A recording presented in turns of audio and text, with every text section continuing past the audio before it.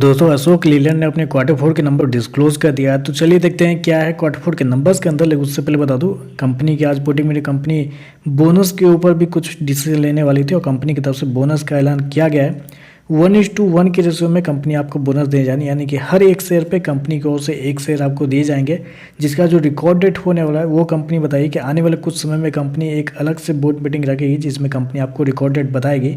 Record date अभी clear नहीं किया गया है, कंपनी ने बस बताया कि 1:1 के रेशियो में कंपनी आपको बोनस देने जा रही है। और डिविडेंड की बात करें तो डिविडेंड भी कंपनी की ओर से कोई नहीं दिया गया है। कंपनी ने बताया कि ऑलरेडी 2 बार कंपनी इस साल आपको दे चुके हैं, इस वजह से अभी नहीं दिया जा रहा है। तो चलिए कंपनी के नंबर देख लेते हैं। डाटाबेस के यहाँ पे क्रोस में दिया गया है।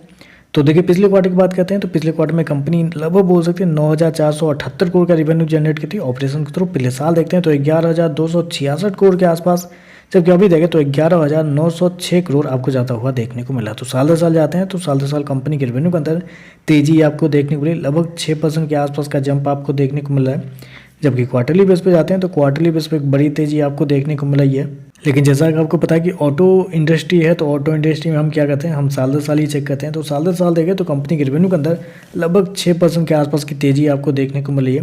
कंपनी शो किया 11,906 करोड़ के आसपास का रेवेन्यू इस क्वार्टर में, जबकि मार्केट का अनुमान था लगभग 12,100 करोड़ के आसपास। तो मार्केट का अनुमान जितना ही आप कर सकते हैं, लगभग 1-2% ऊपर नीचे चलता है। तो इनलाइन कंपनी के रेवेन्यू आपको देखने को मिला है। खर्चे की बात करते हैं तो देखिए पिछले क्वार्टर में कंपनी खर्चे 8,509 करोड़, पिछले साल 9,913 करोड़, जबकि अभी देखें तो कंपनी खर्चे 10,341 करोड़ आपको जाता हुआ देखने को मिला। तो खर्चे देखें तो खर्चे आपको बहुत ही ज़्यादा इस क्वार्टर में आपको देखने को मिल रहा है, क्योंकि जितना कंपनी का रेवेन्यू बढ़ा है उससे कई ज़्यादा कंपनी के खर्चे आपको बढ़ते हुए देखने को मिल रहा है। चलिए कंपनी का प्रॉफिट क्या निकलता है वो देखते हैं। तो देखिए पिछले क्वार्टर की बात करते हैं तो पिछले क्वार्टर में कंपनी का प्रॉफिट 761 करोड़ के आसपास था, पिछले साल 900 करोड़, जबकि अभी देखें तो बढ़ के 1245 करोड़ आपको जाता हुआ देखने को मिला। तो साल दर साल जाते हैं तो साल दर साल कंपनी का प्रॉफिट के अंदर एक बड़ी तेजी आपको देखने को मिली। लगभग बोल सकते हैं आप 38% के आसपास का जंप है कंपनी के प्रॉफिट के अंदर साल दर साल। जबकि क्वार्टरली बेस पे जाते हैं तो और बड़ी तेजी आपको देखने को मिले, लेकिन क्वार्टरली बेस पे हमें जज नहीं करना है, साल दर साल ही देखना है। तो साल दर साल देखें तो एक बड़ी तेजी आपको देखने को मिले। जबकि मेरे पास बहुत सारे मार्केट रिपोर्ट थे कंपनी के प्रॉफिट को लेकर,